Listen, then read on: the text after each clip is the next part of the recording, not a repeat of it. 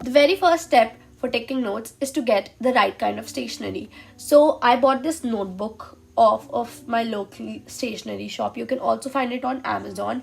It is a thick hardcover notebook along with like these pages. It was super cute, that is why I bought it. But you can find similar notebooks on Amazon or any other online retail store. And this is by Yuba. The next thing that I got are these neon pencils. Now you can use any pencil, whichever one you like, but I find these super cute and super aesthetic. That's why I got these. And the next thing I got are highlighters. These are by Faber-Castell, but you can use any highlighter. Next thing are my sticky notes. You can use any sticky notes, as I said again. These are from AliExpress. I got them 2 years ago. Next are these neon pens by Cello, and these are super cute and nice, as I said again. So half of these things are cute, that's why I got them. You can also use a mechanical pencil like this one, and these are super handy, super useful. So you can use these ones instead of the normal wood pencils.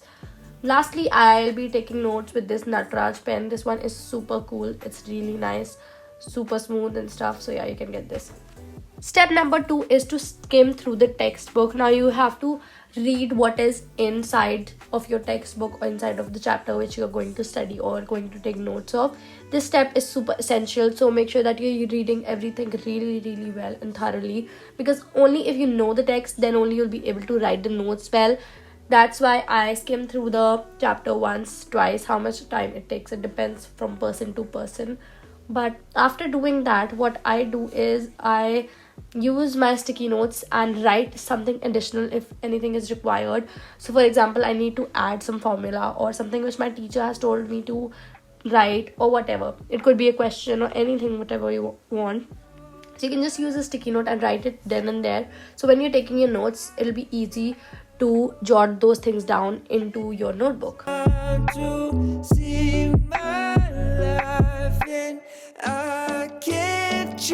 Step number 3 is the major step. It's to write your notes down into your notebook. So what you do is you take your notebook and you write down the date and the chapter name. This is optional, but neatness is the key. So yeah, write down the chapter's name and stuff. And after that, what you need to do is you need to write down the terms which you're going to be studying or which you're going to be writing down in your notes. So all of the essential keywords and the words which I'll be writing about will be there at the top, so that when I'm writing the actual notes, the keywords are there, and then I just have to write down their definition and I have to just explain them. So this is a really cool way and a really productive way to do things.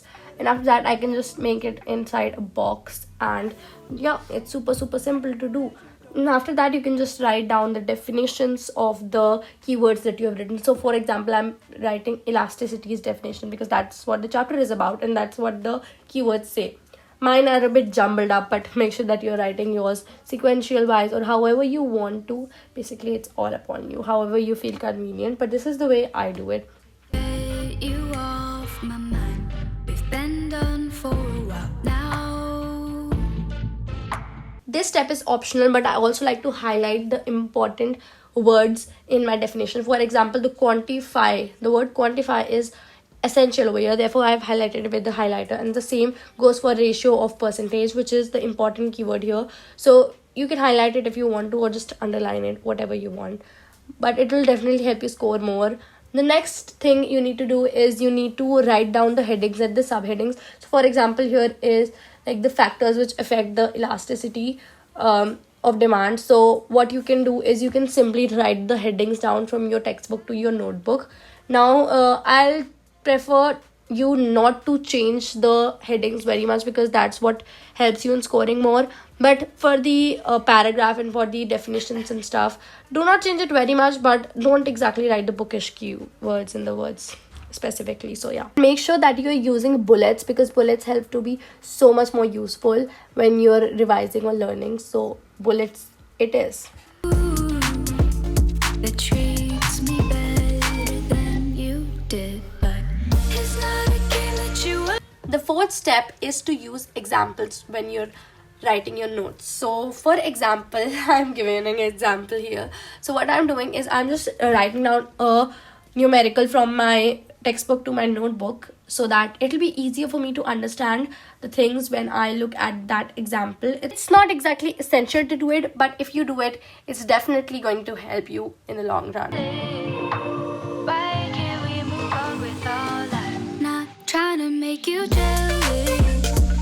The fifth step is to use diagrams and flowcharts when you're making your notes. So for example, I have these diagrams over here. For slope and elasticity, this is given to me by my professor, but you can just use the one that are already there in your textbook. That should work just fine. And diagrams help you in visualizing more, and like visual memory is just an easier way to learn things.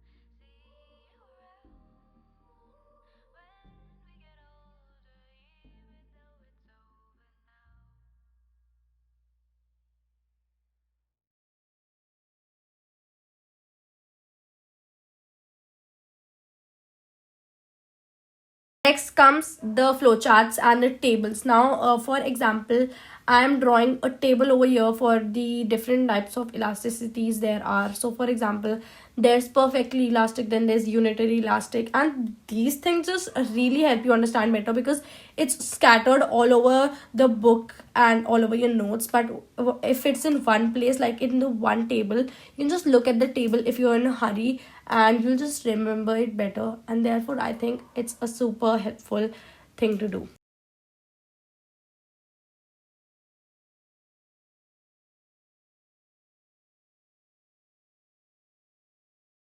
This last step is totally optional, but you can also write down the summary of your notes. It's already given at the back of your textbook in the chapters. Like for example, the chapter ends and it's right there, so you can write it down if you want to. It's not totally necessary to do it. I personally skip this step, but if you want, you can do it. So that's that. That was all for this video, guys. I really hope you all like it. If you like this video, make sure you give it a thumbs up, and if you like to see more such videos, make sure you subscribe and turn on the notification bell. Also, don't forget to follow me on my Instagram. It's a Samriddhi Avasthi. I put reels over there, so that's definitely going to help you or entertain you at least. And also, don't forget to follow me on my Twitter, and I'll see you guys in my next video. Bye.